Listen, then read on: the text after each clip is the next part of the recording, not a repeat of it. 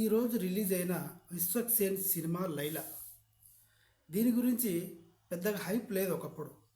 కానీ ఈరోజు ఇంత హైప్తో ఎందుకు రిలీజ్ అయిందంటే 30 ఇయర్స్ ఇండస్ట్రీ పృథ్వీ గారు సినిమాకు సంబంధించిన ఈవెంట్లో 11 చివరిలో 11 వచ్చింది అంటూ ఏదో వాగాడు.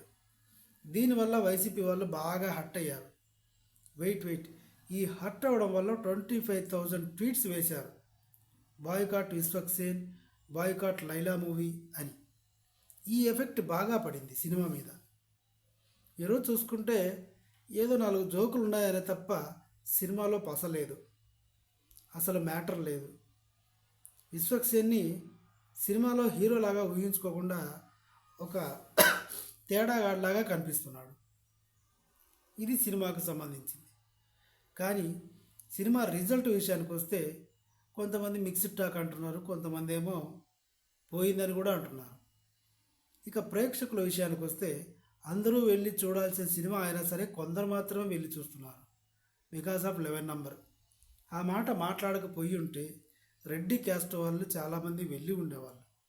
ఇప్పుడు 100 మంది రెడ్డి క్యాస్ట్ ఉన్నవాళ్ళు ఈ 11 నంబర్ యూజ్ చేయడం వల్ల హర్ట్ అయిన వాళ్ళు 90 మంది, సినిమా చూసేవాళ్ళు 50 మంది